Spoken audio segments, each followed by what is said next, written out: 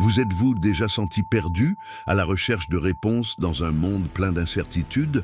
Les trois rois mages l'étaient aussi, voyageant vers l'inconnu guidés uniquement par une étoile. Dans leur recherche du Sauveur, ils ont trouvé bien plus qu'un enfant. Ils ont découvert l'espoir, la foi et un dessein divin qui transformerait leur vie pour toujours. C'est l'histoire d'hommes qui, malgré les difficultés, ont suivi la lumière de la vérité. Comme eux, nous pouvons tous trouver les conseils dont nous avons besoin, même dans les moments les plus sombres. Rejoignez-nous pour revivre cette histoire de courage, de foi et la promesse d'un avenir plein de lumière. Avant de commencer, assurez-vous d'être abonné à notre chaîne. C'est très simple. Il vous suffit de cliquer sur le bouton d'abonnement pour ne manquer aucune de nos histoires inspirantes. Et si vous aimez ce que vous voyez, laissez-nous un commentaire. Nous serions ravis de connaître votre avis. Écrivez « La lumière de l'étoile me guide » et partagez avec nous comment cette histoire vous a touché le cœur. Nous attendons de lire votre message. Melchior, Gaspard et Balthazar n'étaient pas seulement sages. C'étaient des hommes qui, comme beaucoup d'entre nous, recherchaient quelque chose de plus grand. Quelque chose qui leur donnerait un but et une direction dans un monde plein de doutes. Au cours de leur voyage vers Bethléem, ils ont été confrontés à l'incertitude, au sacrifice et aux défis. Mais ce qu'ils ont découvert au cours de leur voyage a non seulement changé leur vie, mais aussi le destin de toute l'humanité. Vous êtes-vous déjà senti perdu sur votre chemin, à la recherche de réponses dans l'obscurité? Les trois mages l'étaient aussi, mais en suivant la lumière d'une étoile, ils trouvèrent l'espoir et le Sauveur. Cette histoire ne parle pas seulement d'un voyage physique, mais aussi d'un voyage intérieur, qui nous invite tous à trouver la lumière qui guide nos vies. 1. La prophétie du Messie. Il y a plusieurs siècles, Dieu a fait une promesse particulière à son peuple, les Israélites, qu'un Sauveur viendrait changer la destinée de l'humanité. La prophétie disait que ce Sauveur, le Messie, serait le roi promis et naîtrait à Bethléem, une petite ville de Juda. Pour annoncer son arrivée, quelque chose de très spécial se produirait.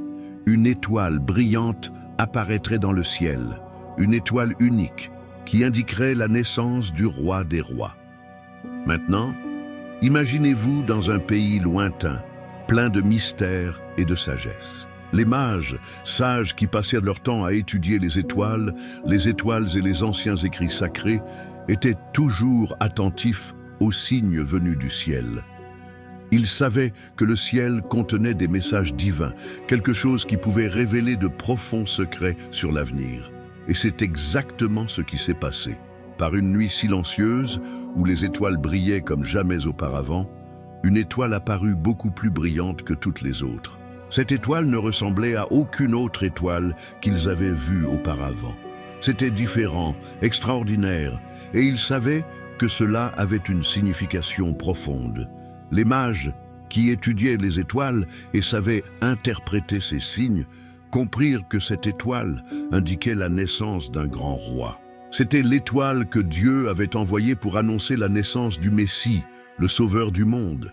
Ils en étaient sûrs. L'étoile brillait dans le ciel avec une telle intensité qu'ils ne pouvaient l'ignorer. C'était comme si le ciel lui-même pointait vers quelque chose de merveilleux, quelque chose qui changerait à jamais le cours de l'histoire.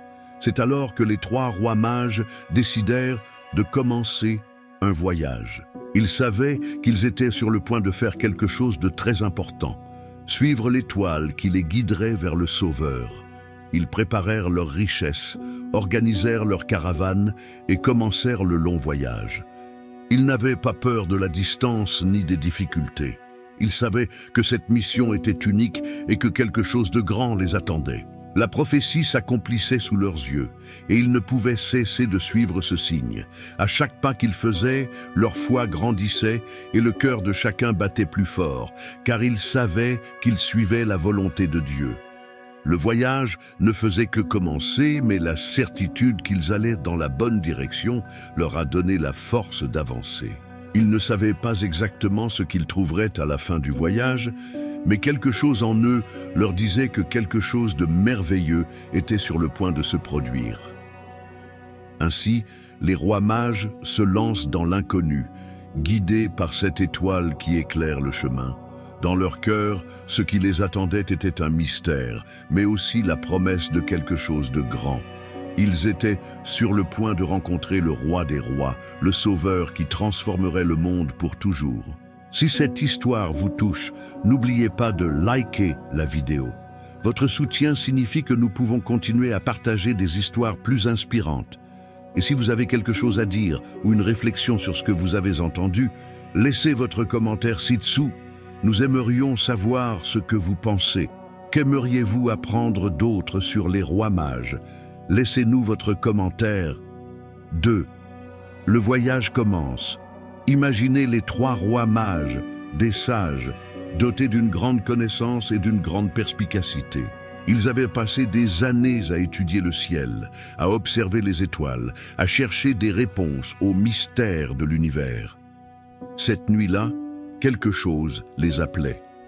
Quelque chose de plus grand que n'importe quelle étoile qu'ils avaient vue auparavant.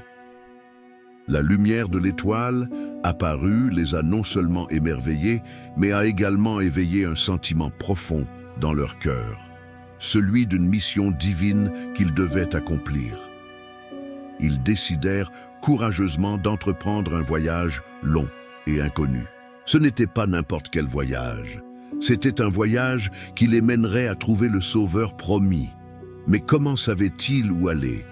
L'étoile était leur guide, et ils lui faisaient confiance de tout leur être. L'éclat intense de l'étoile était comme une lumière divine qui les guidait, un phare céleste qui les guidait à travers les ténèbres. Ils ont préparé tout le nécessaire pour ce voyage. Ils commencèrent par rassembler leurs richesses, car ils savaient qu'ils devaient apporter des cadeaux spéciaux au roi qui allait naître. Or, encens et myrrhe, 3 cadeaux de grande valeur, chacun symbolisant quelque chose de profond. L'or représentait la royauté de l'enfant, l'encens, sa divinité, et la myrrhe, utilisée dans les rites funéraires, prédisait les souffrances que l'enfant devrait un jour affronter. Chacun de ces dons avait une signification spirituelle que les mages comprenaient bien. Ils montaient sur leurs chameaux, qui seraient leur principal moyen de transport à travers les déserts et les montagnes difficiles. Les chameaux étaient robustes, capables de parcourir de longues distances sous un soleil brûlant. Les mages, même s'ils savaient que ce voyage serait ardu et long, ne se laissèrent pas vaincre par les difficultés. Ils étaient déterminés à accomplir la mission que Dieu leur avait confiée. Le voyage, bien qu'incertain, avait un but sacré et ils l'ont parfaitement compris. Avec l'étoile qui brillait au-dessus d'eux et la mission dans leur cœur, les rois mages ont commencé leur voyage. Le pays qu'ils parcouraient était vaste et étrange, plein de paysages éblouissants, mais aussi de dangers inconnus. Cependant, les mages n'étaient pas intimidés par les défis. Ils savaient que ce qu'ils cherchaient était bien plus grand que n'importe quel obstacle. L'étoile était leur seul point de référence, mais ils étaient pleinement convaincus que la lumière divine les conduirait à leur destination. À mesure qu'ils avançaient, la fatigue commençait à leur peser, mais leur foi restait ferme. Chaque jour, ils regardaient le ciel à la recherche de cette étoile brillante qui leur assurait qu'ils n'étaient pas seuls dans leur voyage. Même si le chemin était long, quelque chose en eux leur disait que cela en vaudrait la peine. Le Messie les attendait, et cette pensée leur a donné la force d'avancer. Les mages savaient également que ce voyage les amènerait non seulement à voir le roi, mais qu'il changerait, d'une manière ou d'une autre, leur vie pour toujours. Comment pourraient-ils être les mêmes après avoir vu le Sauveur du monde?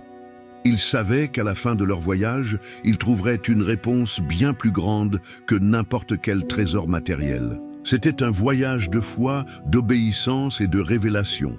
Alors qu'ils se déplaçaient dans le désert, l'étoile dans le ciel restait leur seul guide, symbole de la promesse de Dieu. Chaque fois qu'ils levaient les yeux, l'étoile brillait plus fort, comme pour leur dire « Vous êtes sur le bon chemin, ne vous arrêtez pas, le salut est proche ». Au fil des jours, l'enthousiasme grandissait en eux. Ils savaient que chaque étape les rapprochait de l'accomplissement de la prophétie. Le voyage des rois mages, bien que long et difficile, n'était pas seulement physique. C'était aussi spirituel. Dans leur cœur, ils sentaient que quelque chose de merveilleux les attendait. L'étoile a non seulement illuminé leur chemin, mais aussi leurs âmes, remplies d'espoir et de gratitude d'avoir été choisis pour cette mission très spéciale. À chaque pas, ils se rapprochaient de l'accomplissement de leur dessein divin, adorer le Sauveur du monde. 3. Préparatifs du voyage. Les 3 rois mages, des hommes sages et expérimentés, savaient que ce ne serait pas un voyage facile. Il ne s'agissait pas seulement d'un voyage à travers des territoires inconnus, mais d'une mission divine qui comportait une grande responsabilité. Ils étaient sur le point de se lancer dans un voyage qui marquerait leur vie à jamais. Et avant de partir, ils devaient se préparer minutieusement. Premièrement, ils ont organisé les choses les plus essentielles, leurs chameaux, les animaux qui les accompagneraient tout au long du voyage. Les chameaux étaient des animaux forts et résistants, capables de supporter de longs voyages à travers de vastes déserts et des terrains accidentés. Les mages savaient que le voyage serait long et difficile. C'est pourquoi leurs chameaux devaient être bien nourris et préparés à résister aux intempéries. Ensuite, les rois commencèrent à rassembler les cadeaux qu'ils apporteraient au nouveau-né, le Sauveur du monde. Ces cadeaux n'étaient pas de simples cadeaux. Chacun d'eux avait une signification profonde, représentant des aspects importants de l'identité de l'enfant qu'ils étaient sur le point de trouver. L'or, l'encens et la myrrhe étaient plus que de simples trésors matériels. Chacun symbolisait quelque chose de sacré. L'or représentait la royauté du garçon, son droit légitime d'être roi. L'encens, parfum utilisé dans les rituels de culte, représentait sa divinité et sa connexion avec le céleste. Et la myrrhe, un cadeau inhabituel, représentait les souffrances auxquelles il serait confronté dans le futur, anticipant les moments douloureux de sa vie.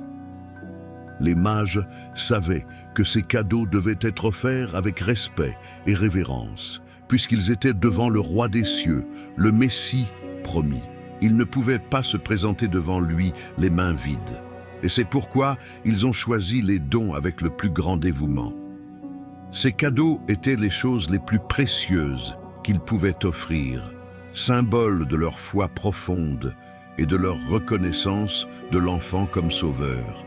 Entre-temps, les préparatifs incluaient également la logistique du voyage. Les rois mages venaient de pays lointains. Ils auraient donc besoin de provisions pour le voyage, de l'eau, de la nourriture et tout le nécessaire pour affronter des jours difficiles. Ils ne savaient pas exactement combien de temps durerait leur voyage, car, même si l'étoile les guidait, le terrain était incertain et le temps pouvait être imprévisible. En s'assurant d'avoir tout ce dont ils avaient besoin pour le long voyage, ils se sont également préparés mentalement à l'aventure à venir. Les mages ont également pris un moment pour réfléchir au but de leur voyage. Ce n'était pas une simple curiosité, ni une simple mission de voyageurs. Ils suivaient un commandement divin, un signe envoyé par Dieu lui-même. L'étoile apparue dans le ciel confirmait que quelque chose d'important était sur le point de se produire. Ce n'était pas seulement un enfant qu'ils allèrent voir, mais le roi des rois, le sauveur promis depuis l'Antiquité. Le poids de cette révélation leur a donné un sentiment d'humilité et de gratitude. Le voyage n'était pas seulement physique, mais aussi spirituel. Ils savaient que chaque pas qu'ils faisaient, chaque kilomètre parcouru les rapprochait de cette rencontre sacrée. La décision de suivre la star était une manifestation de sa foi. Il y avait quelque chose d'inébranlable dans sa détermination. Malgré la distance, malgré les risques, ils étaient déterminés à poursuivre leur mission, trouver le Sauveur. Pour eux, le voyage était plus qu'un voyage à travers le désert. C'était un voyage d'adoration, d'espoir et d'accomplissement d'une promesse divine. Alors que leur caravane se préparait à partir, les rois mages ressentirent un mélange d'excitation et de respect. Ils savaient que leur vie allait changer lorsqu'ils verraient l'enfant qu'ils attendaient. Mais ils savaient aussi que ce ne serait pas une rencontre ordinaire. Ils étaient sur le point d'assister à quelque chose d'extraordinaire, quelque chose qui allait entrer dans l'histoire, un événement qui marquerait l'humanité à jamais. Une fois tout prêts, les rois mages montèrent sur leurs chameaux, regardèrent vers l'étoile qui brillait dans le ciel et commencèrent à marcher, sachant que leur destin était marqué par Dieu. La journée ne faisait que commencer, mais la certitude qu'ils faisaient le bon choix les remplissait de paix. L'étoile les attendait, et à chaque pas, ils se rapprochèrent de la plus grande révélation de toutes, la naissance du Sauveur du monde. 4. Arrivés à Jérusalem. Après des jours de voyage ardu à travers des déserts poussiéreux et des montagnes rocheuses, les rois mages arrivèrent finalement à Jérusalem. Le voyage avait été long et difficile, mais la lumière brillante de l'étoile ne s'écartait jamais de leur chemin, les guidant progressivement vers leur destination. Jérusalem, ville pleine d'histoire et de promesses, était le lieu où ils croyaient trouver le nouveau roi, le Messie. À leur arrivée, les mages se sentaient excités et un peu nerveux. Ils suivaient l'étoile depuis si longtemps que maintenant, étant si proches, l'anticipation grandissait dans leur cœur. Ils savaient qu'ils étaient sur le point d'accomplir une mission sacrée, mais ils savaient aussi que quelque chose d'aussi important attirerait l'attention de beaucoup, en particulier des dirigeants de la ville. Les mages se dirigèrent vers le palais d'Hérode, le roi qui dirigeait la région à l'époque, pensant que c'était là qu'ils trouveraient le roi nouveau-né. Après tout, un nouveau roi devait naître dans un lieu de grandeur, entouré de luxe et de richesse, n'est-ce pas? De plus, Jérusalem était la ville la plus importante, la capitale du royaume, le lieu où étaient attendus de grands événements. Avec cette conviction dans le cœur, ils arrivèrent au palais et se présentèrent devant Hérode, en apprenant que les rois mages étaient arrivés à la recherche du roi des Juifs, et fut profondément alarmé. Il ne s'attendait pas à entendre quelqu'un d'autre revendiquer le titre de roi, encore moins un nouveau-né. C'était un homme plein de pouvoir et de peur, et toute menace contre son trône le rendait nerveux. La nouvelle de l'arrivée d'un nouveau roi le perturbait profondément, et il se sentait menacé, craignant que son règne sur le royaume ne soit remis en question. Hérode s'était déjà révélé être un homme cruel et calculateur, prêt à faire tout ce qui était nécessaire pour maintenir son pouvoir. Cependant, même si Hérode était inquiet, il ne montrait pas ouvertement ses craintes. Il appela les prêtres et les scribes de la ville, les hommes les plus sages et les plus respectés dans la connaissance des Écritures, pour l'informer de la prophétie du Messie. Il savait que si l'enfant que recherchèrent les mages était réellement le Messie, alors son arrivée ne pouvait être ignorée, car cela signifiait que Dieu agissait au nom de son peuple. Les chefs religieux ont confirmé que, selon d'anciennes prophéties, le Messie devait naître à Bethléem, une petite ville située à l'extérieur de Jérusalem. Michée avait écrit que le Sauveur émergerait de là. Hérode, bien que troublé, essaya de garder son sang-froid. Il savait que les rois mages devaient être guidés par quelque chose de plus que de simples rumeurs. Il leur a demandé de l'aider dans ses recherches et leur a demandé de se rendre à Bethléem, de poursuivre son enquête et de l'informer de l'emplacement exact de l'enfant. Il leur donnait des instructions précises, mais dans son cœur, il préparait déjà quelque chose de plus sombre. Les rois mages, sans connaître la véritable intention d'Hérode, furent reconnaissants de cette information et se préparèrent à poursuivre leur voyage vers Bethléem. Ils ne doutaient pas un seul instant que l'étoile qui les avait guidés jusqu'à Jérusalem les conduirait jusqu'au lieu où était né l'enfant roi. Ils dirent au revoir à Hérode et partirent, espérant enfin voir le Sauveur. Jérusalem, avec son agitation et sa majesté, a été laissée pour compte. Les mages continuèrent leur chemin à la suite de l'étoile, qui recommença à briller. Ils savaient que l'étoile les conduirait à l'endroit promis, et l'excitation d'être si près de la destination remplissait leur cœur de joie et d'émerveillement. En quittant Jérusalem, les mages ne savaient pas ce qui les attendait à Bethléem, mais ils étaient sûrs que leur voyage n'avait pas été vain. Le Messie était proche, et leur foi dans la mission que Dieu leur avait confiée les maintenait fermes. L'aventure était loin d'être terminée, mais avec la star comme guide, ils savaient que l'accomplissement de la prophétie n'était qu'à un pas.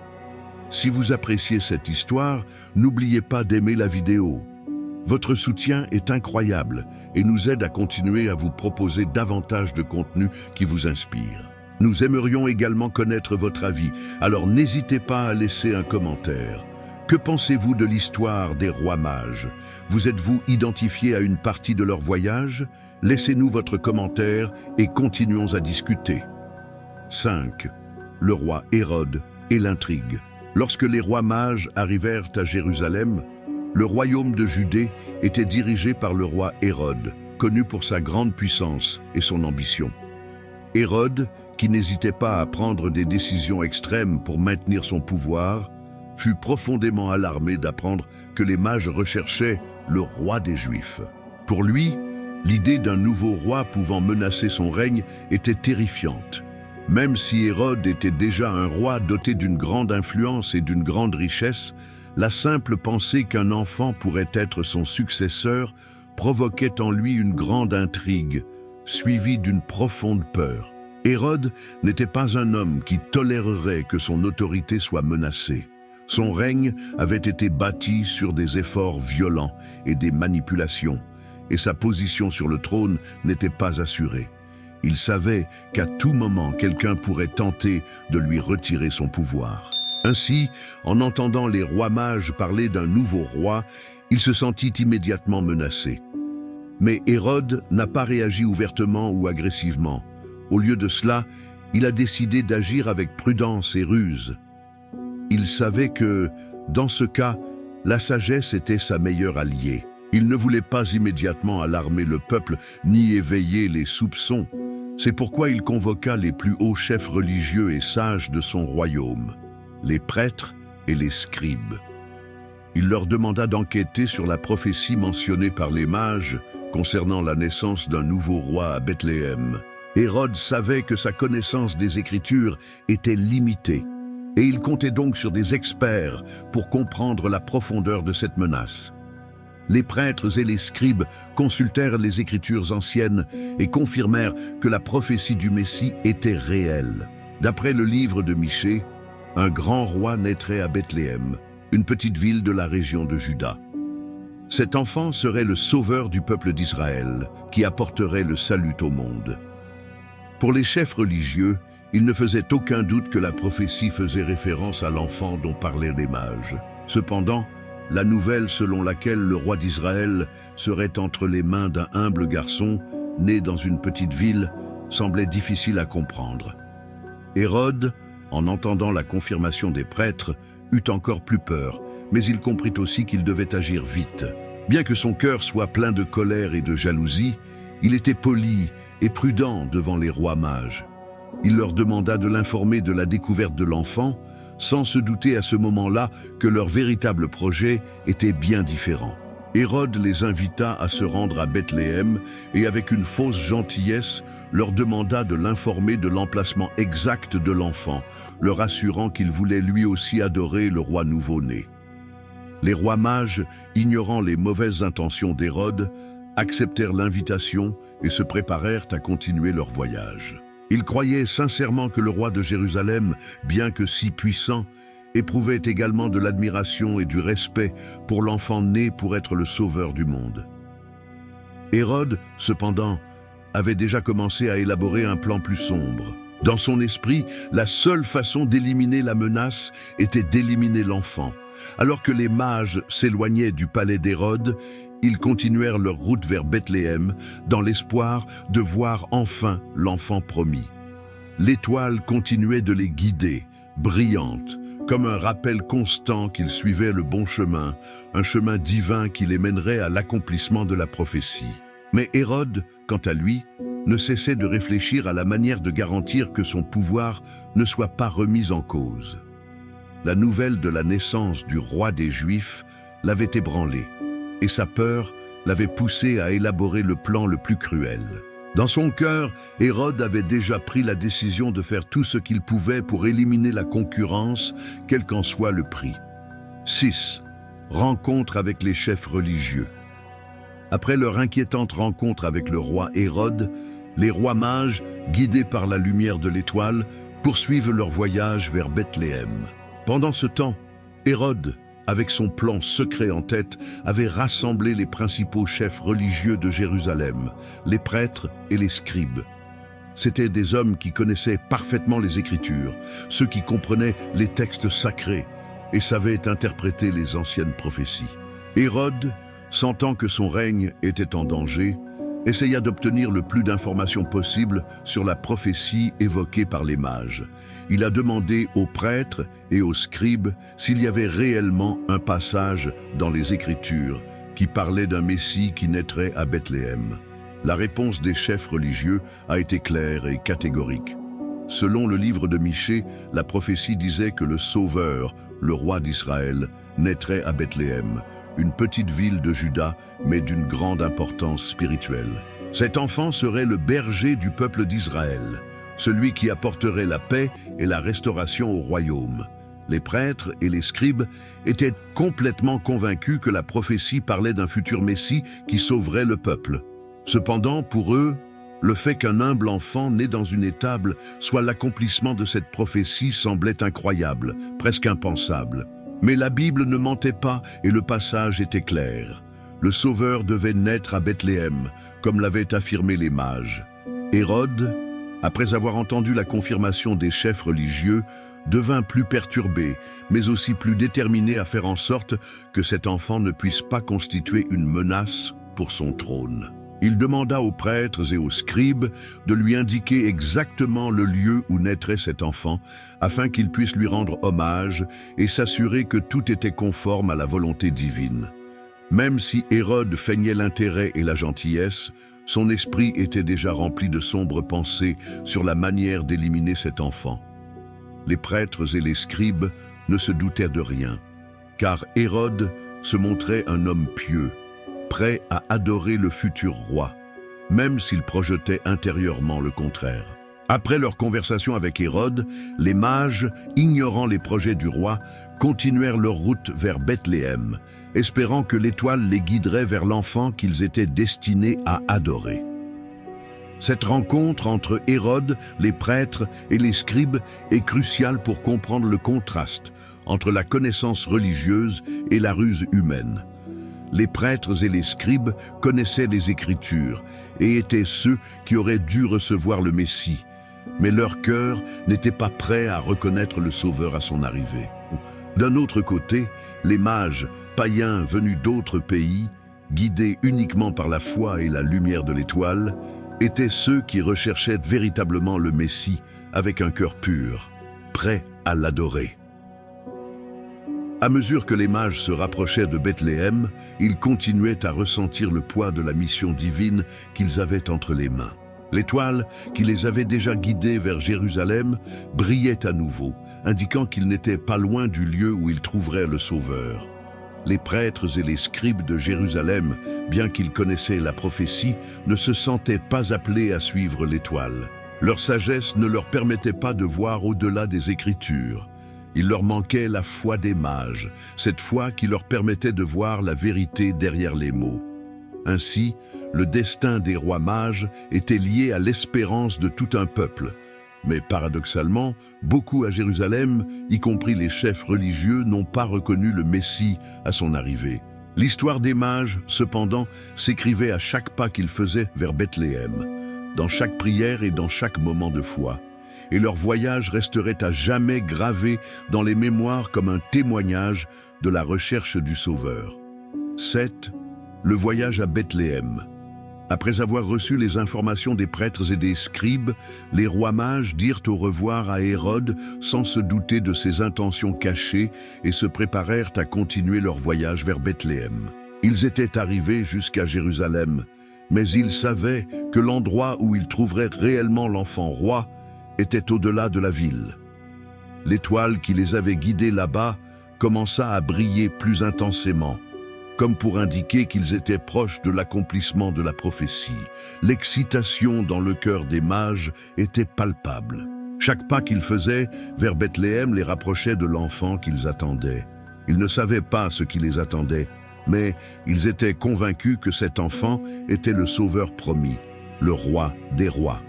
Alors qu'ils marchaient le long de la route poussiéreuse, l'étoile continuait d'éclairer leur chemin, les guidant d'une lumière douce mais ferme. C'était comme si le ciel lui-même leur montrait le chemin, leur disant qu'ils n'étaient pas seuls, que Dieu était avec eux à chaque instant. Le chemin vers Bethléem n'a pas été facile. Même si Bethléem était une ville proche de Jérusalem, elle était située dans une région montagneuse et difficile d'accès. Les routes étaient étroites et escarpées, et les conditions du terrain n'étaient pas des meilleures. À mesure que les mages avançaient, l'air devenait plus frais et le ciel commençait à s'assombrir, mais la lumière de l'étoile ne cessait de briller. C'était le signe qu'ils allaient dans la bonne direction, que chaque sacrifice qu'ils faisaient, chaque difficulté qu'ils surmontaient, les rapprochait de la plus grande révélation de leur vie. En chemin, les trois rois mages se sont encouragés mutuellement. Ils savaient que la mission qu'ils avaient entre les mains était unique. Ils étaient sur le point d'assister à quelque chose qui allait changer à jamais l'histoire de l'humanité. En tant que sages, ils ont compris l'importance de ce moment. Ils ne suivaient pas seulement une étoile, ils répondaient à l'appel divin, à une prophétie vieille de plusieurs siècles. Leur foi les a poussés à aller de l'avant, même lorsque les difficultés du chemin devenaient plus évidentes. Lorsqu'ils atteignirent les limites de Bethléem, la fatigue commença à se faire sentir. Ils avaient parcouru de longues distances, mais l'espoir de retrouver l'enfant roi leur redonnait des forces. L'étoile, qui semblait s'être arrêtée un instant dans le ciel, se remit à bouger, descendant doucement, comme si elle lui indiquait l'endroit exact où il devait se rendre. Les mages suivirent la lumière avec plus de détermination, sachant qu'ils étaient déjà très proches de leur destination. Finalement, après avoir traversé les rues étroites de Bethléem, ils arrivèrent à l'endroit où l'étoile brillait le plus. Ils n'ont pas trouvé de palais ou de salles pleines de richesses. Au lieu de cela, ils se sont retrouvés devant une humble étable, entourée d'animaux, où se reposait une jeune mère, Maria, avec son fils. La scène était simple, mais remplie d'une paix céleste. Au milieu de la pauvreté, dans le calme de la nuit, se trouvait le roi des cieux, le sauveur du monde. Les mages se prosternèrent aussitôt, reconnaissant en cet enfant la promesse accomplie, le sauveur qu'ils attendaient. Chacun d'eux, avec humilité et respect, a présenté son cadeau, de l'or, de l'encens et de la myrrhe. L'or représentait la royauté de Jésus, l'encens symbolisait sa divinité et la myrrhe anticipait les souffrances auxquelles il serait confronté dans sa vie. Ce n'était pas un enfant ordinaire. Il était le Messie, le roi, venu sauver l'humanité. À ce moment-là, les mages comprirent l'ampleur de ce dont ils venaient de voir. Il ne s'agissait pas seulement d'un enfant né dans une crèche, mais de l'accomplissement d'une promesse divine, de l'arrivée du roi des rois, du sauveur qui allait changer l'histoire du monde. L'humilité du lieu, la simplicité de la scène n'atténuaient en rien la grandeur de ce qui s'y passait. Au contraire, cette humilité a montré le véritable but de l'arrivée de Jésus, venir dans le monde, non pas pour régner avec puissance et richesse, mais pour apporter le salut à tous, quel que soit leur statut ou leur place dans la société. Après avoir adoré l'enfant et présenté ses cadeaux, les rois mages se sont sentis profondément reconnaissants d'avoir été choisis pour assister à un tel événement. Ils savaient que même si leur voyage avait été long et difficile, il en valait la peine. L'accomplissement de la prophétie était devant eux.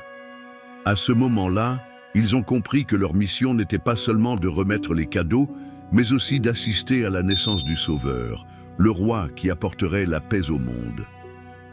8. Arrivés à l'écurie. Après un long et ardu voyage qui les a menés à travers de vastes déserts et des montagnes rocheuses, les rois mages sont finalement arrivés dans la petite ville de Bethléem. L'étoile qui les avait guidés là-bas brillait plus fort que jamais, illuminant leur chemin alors qu'ils entraient dans les rues étroites et poussiéreuses de la ville.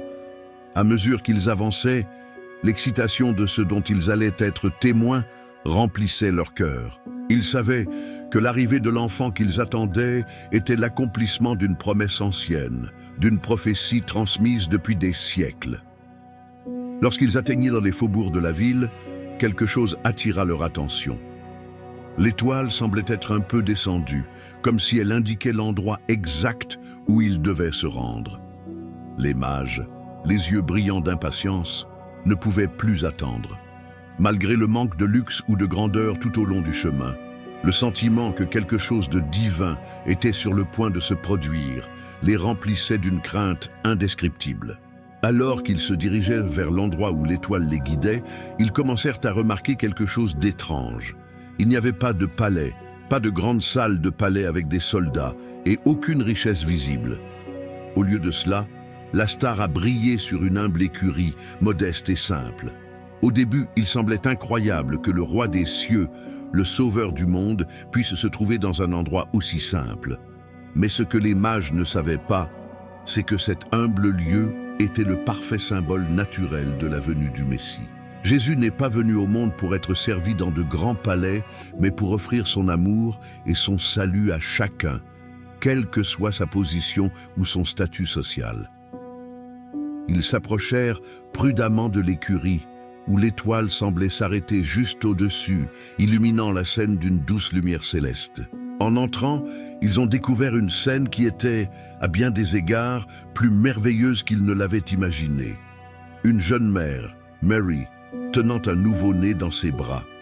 À ses côtés, José, son mari, la regardait d'un regard protecteur et aimant.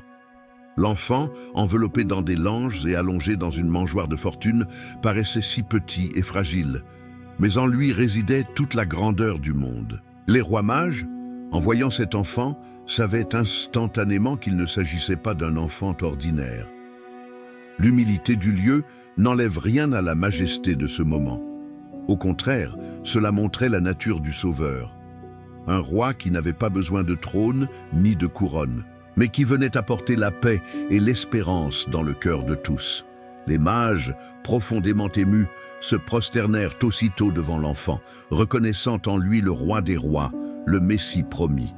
Leur cœur était rempli de respect, et même s'ils regardaient un nouveau-né, ils savaient que cet enfant changerait pour toujours l'histoire du monde. Avec humilité et respect, chacun d'eux a présenté son cadeau, de l'or, de l'encens et de la myrrhe. Chacun de ces dons avait une signification profonde. L'or représentait la royauté de Jésus, l'encens symbolisait sa divinité et la myrrhe, un don inhabituel, prédisait les souffrances auxquelles il serait confronté plus tard dans sa vie. Alors que les mages adoraient et offraient leurs cadeaux, l'atmosphère était imprégnée d'un sentiment de paix et de sainteté. Tout autour de lui semblait s'effacer comme si le temps s'était arrêté un instant pour laisser place à ce culte sacré. Les mages comprirent que cet enfant n'était pas seulement le roi des Juifs, mais le sauveur de toute l'humanité, celui qui apporterait la rédemption à ceux qui croyaient en lui. En regardant Marie et Joseph, les mages comprirent que cette naissance n'était pas seulement un événement céleste, mais aussi un événement profondément humain. Marie, avec son regard serein et sa dévotion aimante, et Joseph, avec ses soins et sa protection, étaient les parents que Dieu avait choisis pour prendre soin et protéger le Sauveur du monde. Après un temps d'adoration et de réflexion, les rois mages savaient que leur mission était accomplie. Non seulement ils avaient suivi l'étoile jusqu'à sa destination, mais ils avaient également été témoins de l'accomplissement d'une promesse divine qui allait changer à jamais le cours de l'histoire. Le cœur plein de gratitude et de joie, ils ont dit au revoir à Marie, Joseph et l'enfant, certains que le salut du monde avait commencé. Si cette histoire vous a inspiré, partagez-la avec vos amis et votre famille. C'est une merveilleuse façon de répandre la lumière et l'espoir. Et si vous n'êtes pas encore abonné, n'hésitez pas à le faire pour ne manquer aucune de nos stories. Votre soutien est essentiel pour continuer à grandir et à apporter du contenu qui fait vraiment la différence. Cliquez sur le bouton d'abonnement et rejoignez notre communauté. 9. L'adoration des trois mages. Lorsque les rois mages arrivèrent à la modeste écurie de Bethléem, ce qu'ils virent devant eux était complètement différent de ce qu'ils auraient pu imaginer.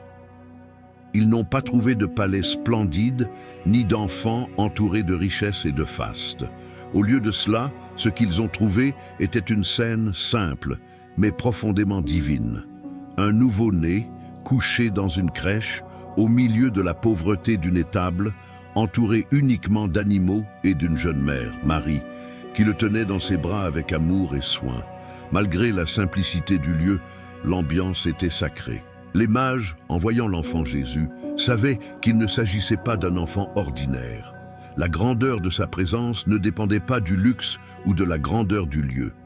En cet enfant résidait toute la majesté de l'univers.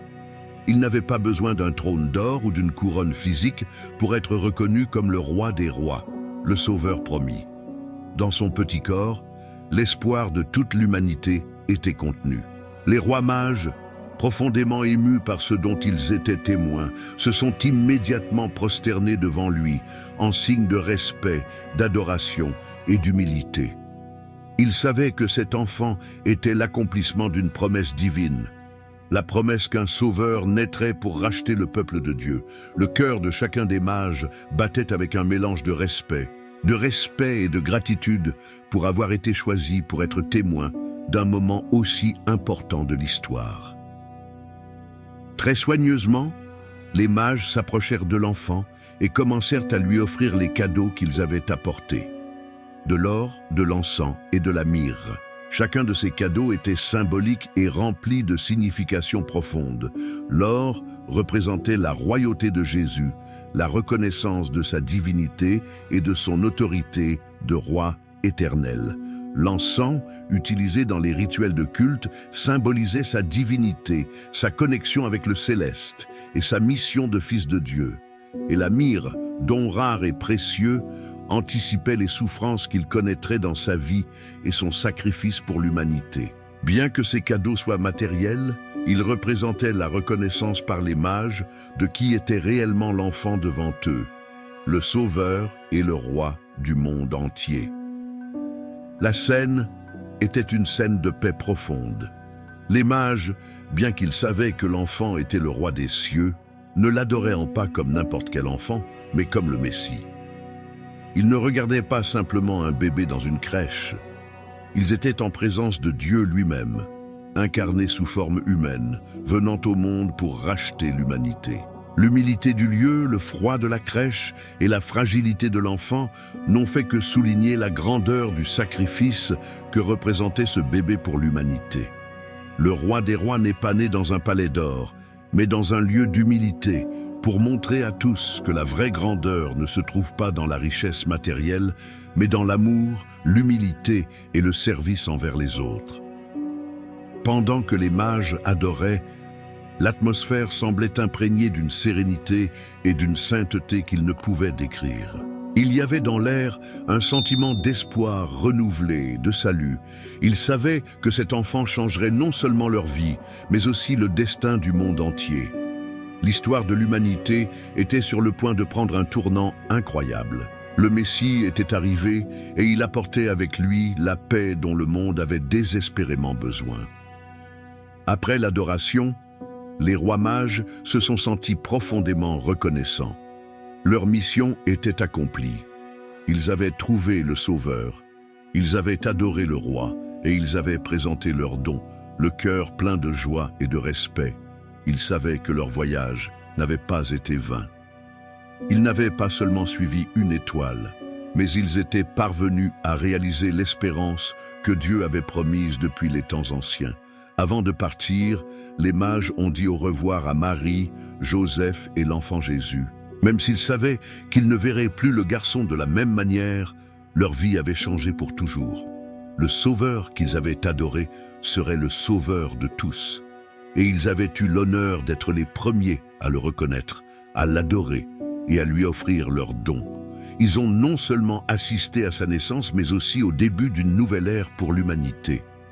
Le cœur en paix, les mages entamèrent leur retour, sachant que le monde ne serait plus le même. Et même si son voyage était terminé, le véritable voyage du Sauveur, le voyage vers la croix, ne faisait que commencer. 10. L'avertissement de Dieu dans un rêve.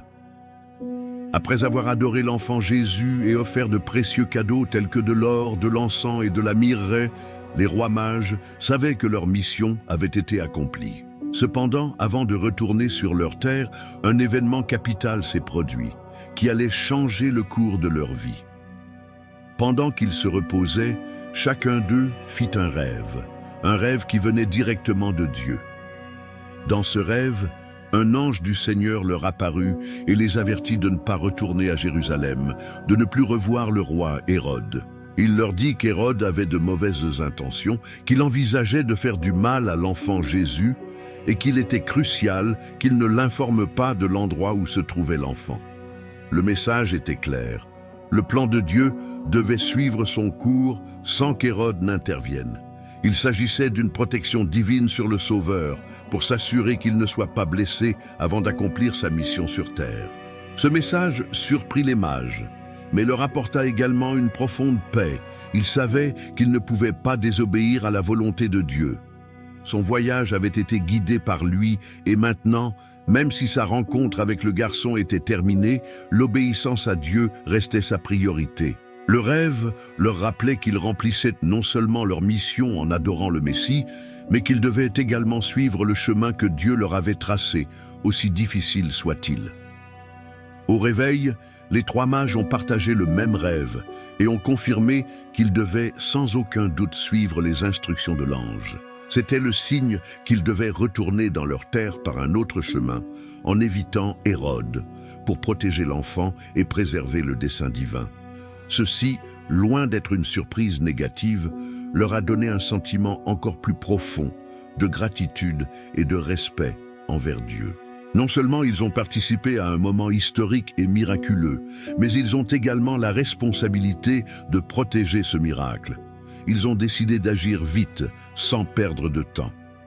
Le lendemain matin, sans prévenir Hérode ni retourner à Jérusalem, les mages prirent un autre chemin, loin de la ville.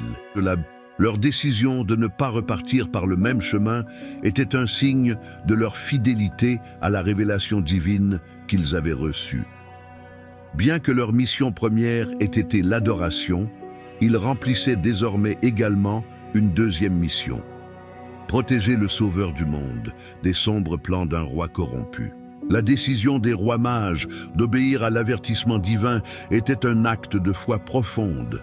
Même s'ils ne comprenaient pas tous les détails de ce qui se passait, ils étaient entièrement convaincus que Dieu contrôlait tout et que suivre sa volonté était la chose la plus importante. À ce moment-là, ils assistaient non seulement à la naissance de Jésus, mais jouaient également un rôle crucial dans la protection de l'enfant venu au monde pour racheter l'humanité. Après cet avertissement céleste, les rois mages prirent un autre chemin vers leur terre, conscients que leur vie et leur mission étaient désormais liées au destin de l'enfant Jésus. L'étoile qui les avait guidés jusqu'au lieu de leur naissance semblait maintenant les accompagner, illuminant leur retour de la même lumière rayonnante qui leur avait montré le chemin de Bethléem. D'une manière ou d'une autre, ils savaient que le chemin qu'ils suivaient faisait partie du grand plan de Dieu et que même si les circonstances étaient incertaines, Dieu était avec eux à chaque pas. Cet acte d'obéissance, accompli par les trois mages, a non seulement marqué la fin de leur visite, mais a également souligné l'importance de suivre le plan de Dieu, aussi inconnu ou incertain que soit le chemin. À travers un simple rêve, Dieu avait protégé son Fils, et les trois mages, avec leur foi et leur obéissance, ont contribué à ce que l'enfant Jésus puisse grandir et accomplir son dessein sur terre. 11. Le retour des rois mages sur leur terre. Après avoir adoré l'enfant Jésus et lui avoir offert des cadeaux d'or, d'encens et de myrrhe, les rois mages ont ressenti une profonde paix dans leur cœur. Ils avaient rempli leur mission d'adorer le Sauveur, le Roi des rois, et maintenant, avec cette expérience transcendantale gravée dans leur esprit et leur cœur, ils savaient que retourner sur leur terre serait différent. Mais avant de partir, il leur restait une dernière décision à prendre, celle qui allait changer le cours de leur vie. Le chemin du retour. Le rêve qu'ils avaient fait, dans lequel un ange les avait avertis de ne pas retourner à Jérusalem, leur avait laissé le sentiment de faire partie d'un plan divin bien plus vaste qu'ils ne pouvaient le comprendre à l'époque. En regardant l'enfant Jésus, si fragile et petit, ainsi que Marie et Joseph, ils ont compris que leur mission faisait partie de l'accomplissement d'une prophétie qui transformait le monde. Mais ils savaient aussi que, pour le bien de l'enfant, ils devaient rentrer chez eux sans en informer Hérode, dont le cœur était rempli de mauvaises et de sombres intentions. Alors, sans perdre de temps, les rois mages ont décidé de prendre un autre chemin pour rentrer dans leur pays. Ils savaient qu'ils ne pouvaient pas revenir par le même chemin qu'ils avaient emprunté auparavant, car toute information qu'ils donneraient à Hérode sur l'endroit où se trouvait Jésus pourrait mettre l'enfant en danger. Même si le voyage de retour serait long et difficile, ils étaient convaincus que Dieu les guiderait et les protégerait, tout comme il l'avait fait tout au long du voyage. La décision de ne pas retourner à Jérusalem était un acte d'obéissance et de foi. Les mages suivaient non seulement le chemin que Dieu leur avait indiqué, mais ils protégeaient également le sauveur d'un roi qui ne comprenait ni n'acceptait le dessein divin. Leur obéissance à la volonté de Dieu n'était pas seulement un acte de respect envers l'enfant Jésus, mais aussi un signe de la foi profonde qui les guidait. Ils savaient qu'ils ne pouvaient pas risquer de désobéir à ce que Dieu leur avait dit. Le voyage de retour fut silencieux, mais plein de réflexion. Alors qu'ils parcouraient les mêmes paysages qu'ils avaient parcourus auparavant, les trois rois mages ne purent s'empêcher de penser à ce dont ils venèrent de voir. Ils avaient été témoins de la naissance du Sauveur, un moment qui allait changer le cours de l'histoire. Ils savaient qu'une fois de retour sur leur terre, le monde ne serait plus le même. Ils avaient vu de leurs propres yeux le Messie, le roi des cieux, et leur vie ne serait plus jamais la même. La connaissance que Jésus était né pour apporter le salut à toute l'humanité les a remplis d'une paix profonde et durable.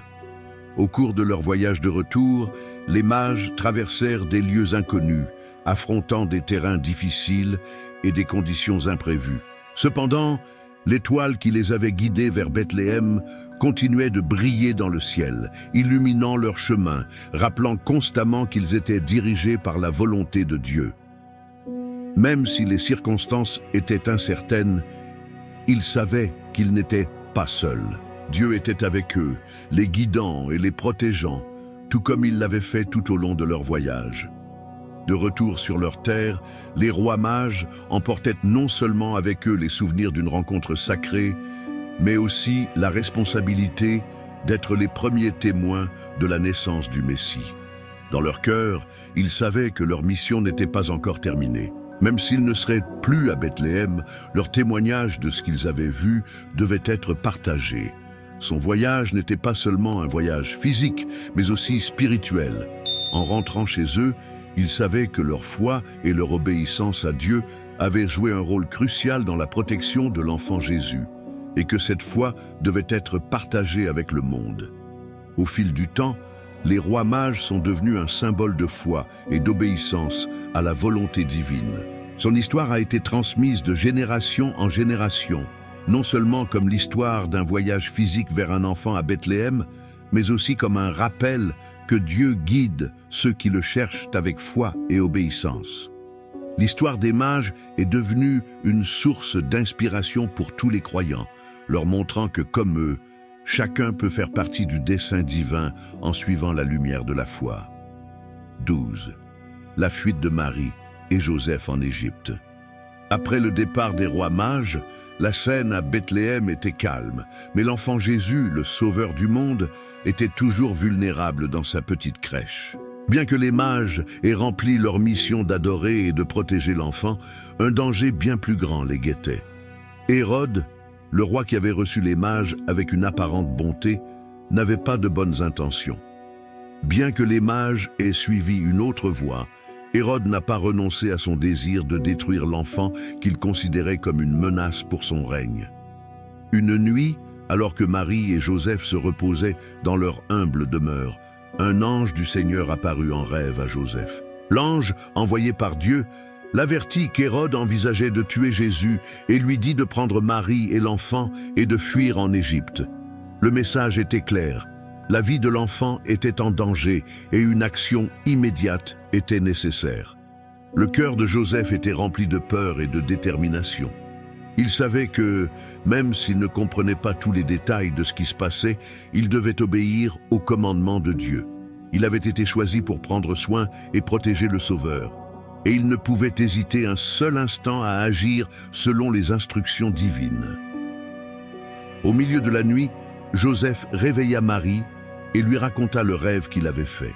Même si la nouvelle de devoir fuir en Égypte, loin de sa maison et de sa famille, était terrifiante, Marie avait pleinement confiance dans la volonté de Dieu. Il savait que c'était le seul moyen d'assurer la sécurité de l'enfant. Le cœur plein de foi, ils emballèrent le peu qu'ils avaient et commencèrent leur voyage vers l'Égypte, un pays lointain et inconnu. Le voyage n'a pas été facile. L'Égypte était à plusieurs kilomètres et la route était semée de dangers et de difficultés.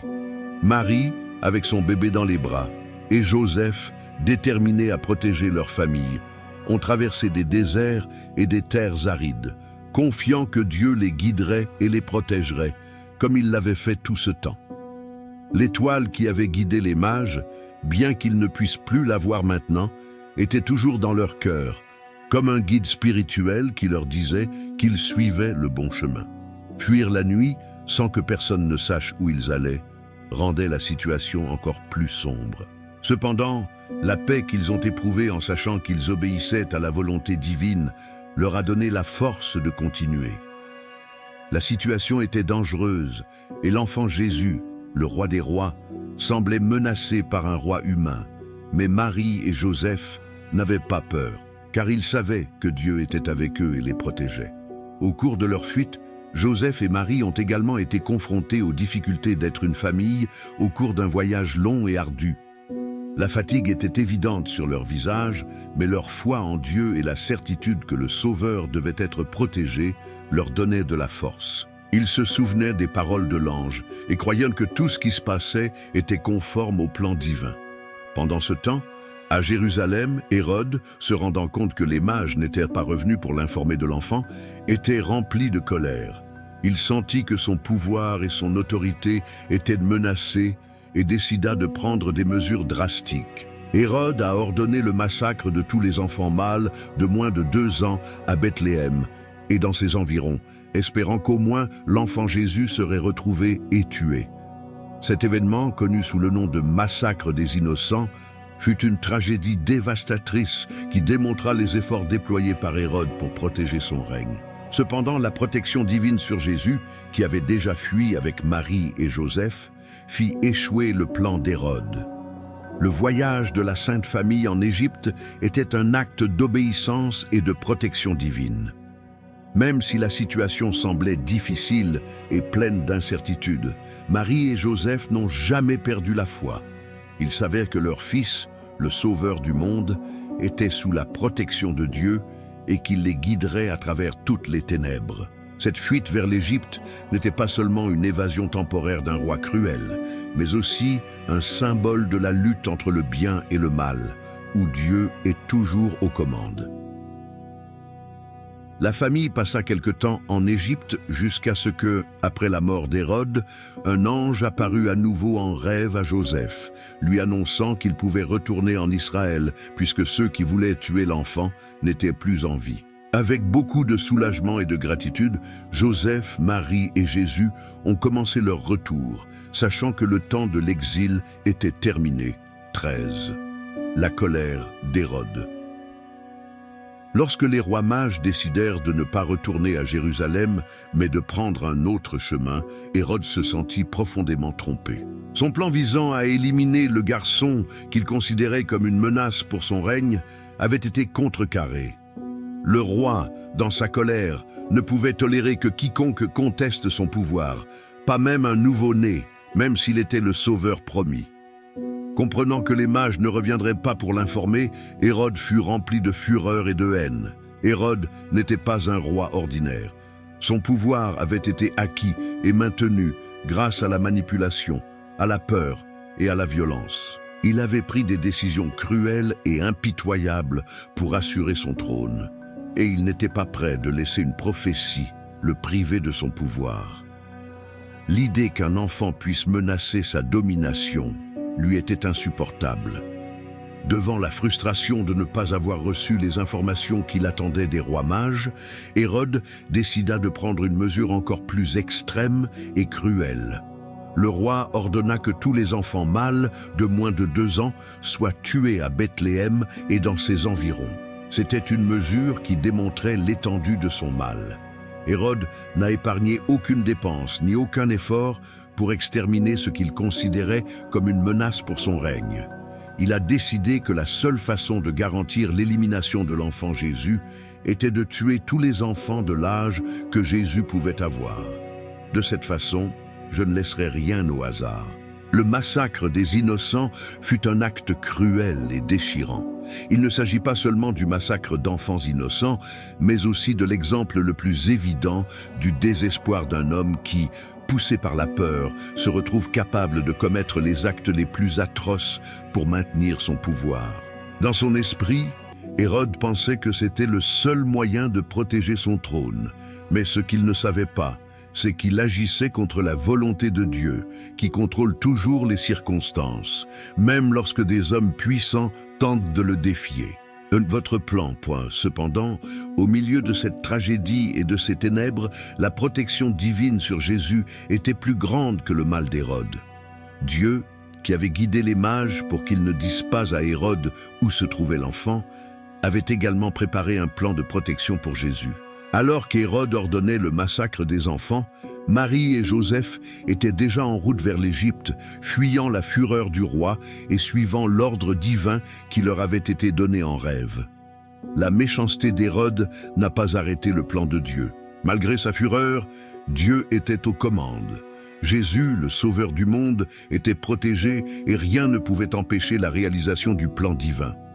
Bien que Bethléem ait été plongé dans la douleur et la tragédie en raison de la mort d'innocents, le cœur de ceux qui ont suivi Dieu savait que la victoire finale était encore à venir.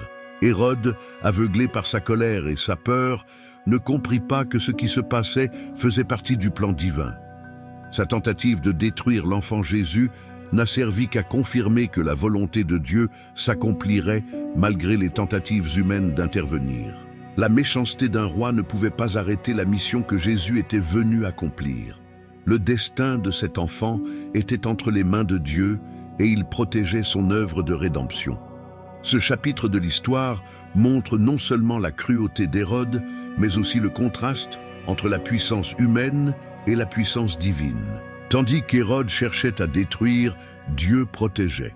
Tandis que les ténèbres régnaient sur la terre avec le massacre des innocents, la lumière du Christ continuait de briller, garantissant que le salut viendrait à tous, et que rien ni personne ne pourrait l'arrêter.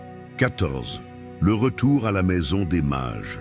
Les rois mages, après leur long et pénible voyage, étaient enfin arrivés à Bethléem, où ils adoraient l'enfant Jésus et offraient leurs précieux cadeaux. Leur mission accomplie, ils savaient qu'il était temps de retourner sur leur terre. Mais son retour ne sera pas le même que son voyage à Bethléem. Comme ils le savaient déjà grâce aux rêves reçus de Dieu, ils ne pouvaient pas revenir par le même chemin qu'ils avaient emprunté pour éviter de rencontrer à nouveau le roi Hérode. Bien qu'Hérode leur ait demandé de revenir pour l'informer de l'endroit où se trouvait l'enfant, les mages avaient obéi à l'avertissement divin de ne pas revenir par là. La révélation de Dieu, reçue en rêve, leur avait montré que la vie de l'enfant Jésus était en danger à cause des mauvais plans d'Hérode et qu'il devait empêcher son retour à Jérusalem.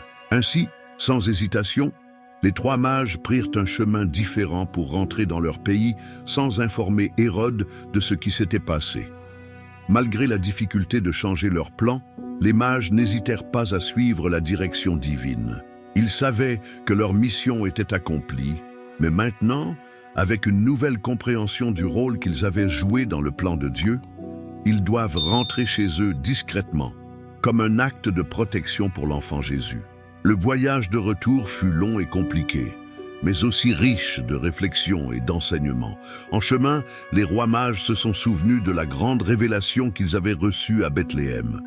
Ils avaient été témoins de la naissance du Sauveur, et leur foi avait été renforcée en voyant de leurs propres yeux l'enfant qui serait le roi du monde entier. Et d'aujourd'hui, Même s'ils sont retournés chez eux dans des pays différents, ils savaient que leur vie ne serait plus jamais la même. Ils faisaient partie de quelque chose de bien plus grand qu'ils n'auraient pu l'imaginer. Jésus, l'enfant né dans une crèche, apporterait le salut à l'humanité. Au fur et à mesure qu'ils avançaient sur leurs chemins respectifs, les mages ne pouvaient s'empêcher de penser à l'avenir. Ils savaient que leur voyage n'avait pas seulement été un voyage physique, mais aussi spirituel. Ils avaient été choisis par Dieu pour être témoins d'un événement capital, et chacun d'eux portait avec lui une histoire à raconter. La rencontre avec le Messie, le roi des Juifs, né dans l'humilité pour sauver le monde. Alors qu'ils s'éloignaient de Bethléem, l'étoile qui les avait guidés commença à s'effacer dans le ciel. Même s'ils ne pouvaient plus la voir, ils savaient que Dieu serait toujours avec eux, guidant leurs pas. L'étoile qui les avait illuminés tout au long de leur voyage semblait désormais au-delà de l'horizon. Mais leur lumière intérieure, leur foi dans ce dont ils avaient été témoins, continuait de briller dans leur cœur. Le retour chez les rois mages a été silencieux, mais aussi plein de gratitude et de réflexion. Ils avaient vu ce que beaucoup ne verraient jamais, le sauveur du monde dans une mangeoire. La mission des mages n'était pas seulement une visite, mais un acte d'adoration et d'obéissance à la volonté de Dieu. Même si leur voyage était terminé, leur témoignage de ce qu'ils avaient vu était désormais plus important que jamais. Ils savaient que leur histoire devait être partagée avec le monde, car Jésus n'était pas seulement le roi des Juifs, mais aussi le sauveur de toute l'humanité. En arrivant sur leur terre, les trois mages retournèrent dans leurs cours et maisons respectives, mais l'écho de leur voyage, de leur adoration de l'enfant Jésus, résonna dans leur cœur et dans leur vie pour toujours. La graine de la foi avait été semée en eux, et désormais, avec leur témoignage, ils feraient partie du grand plan de Dieu, révélant à tous l'arrivée du Sauveur. 15. Le massacre des innocents. Alors que les rois mages retournèrent sur leur terre, confiants d'avoir accompli la volonté de Dieu en adorant l'enfant Jésus et en protégeant sa vie, une tragédie profondément douloureuse a commencé à se dérouler à Bethléem. La colère d'Hérode, roi de Judée, ne s'est pas limitée à la simple frustration de ne pas avoir reçu les informations qu'il attendait des mages. Hérode, aveuglé par sa peur de perdre le trône au profit du nouveau-né, décida de prendre des mesures extrêmes pour s'assurer que personne ne puisse contester son pouvoir. Se rendant compte qu'il n'avait pas réussi à retrouver l'enfant grâce aux mages, Hérode ordonna le massacre de tous les enfants mâles de moins de 2 ans à Bethléem et dans ses environs. Ce décret était un acte d'une cruauté indescriptible, motivé par la peur et l'égoïsme d'un homme qui ne pouvait accepter que son règne puisse être menacé par un enfant.